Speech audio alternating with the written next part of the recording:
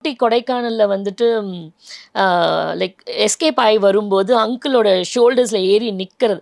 நான் வேற அப்ப ஆமா. நல்ல நல்ல பம்ப்ளி மாஸ் மாரி புசு புசு புசுன்னு இருப்பேனா, அது வேற அங்கிள் ஷோல்டர் மேல ஏறி நிக்கணும்.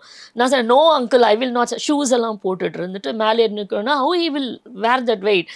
"No baby come on stand" அப்படின்னாரு. நான் சொன்னேன், "no uncle I will not" அப்படிம்பேன். "கம் ஆன் போ நோ" அப்படிம்பேன். நோ அப்படியே ஆர்கியூமெண்ட் போச்சு. அதுக்கப்புறம் தட்டி கொடுத்து அவர் ஷோல்டர் மேலே எனக்கு பாவமா இருந்தது அவர் பார்க்கும்போது.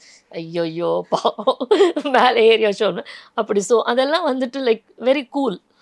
அ அப்புறம் வந்துட்டு ஐ ஷுட் சே பேஸ்கெட் பால் விளையாடுற இடத்துல வந்துட்டு அந்த ஒரு ட்ரெஸ்ஸு அந்த அடிக்கிற மாரி ஆமா. அந்த சீன் வரும்ல. அது இருக்கும். அது கூட no, no, no, no, no. இல்ல, இல்ல. கொஞ்சம் அப்படி வேற இது பண்ணிக்கோங்க. அதெல்லாம் வந்து அந்த ஒரு டேக் கேர் பண்ணது அதெல்லாம் வந்துட்டு வெரி நைஸ். ஓகே. ஆனா அந்த நேரத்தில எனக்கு I do not know all that.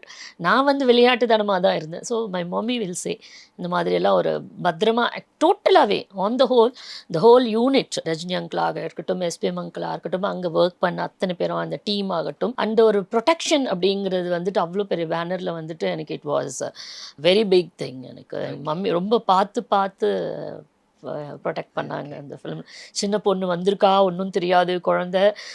Like நம்ம கூட்டிட்டு வந்திருக்கோம். இது சம்மந்தம் இல்லாத ஒரு பெர்சன வந்து உள்ள கொண்டுட்டு வந்து அந்த ஒரு புரொடெக்ஷன் வந்துட்டு ரொம்ப இருந்தது எனக்கு வந்து. ஓகே.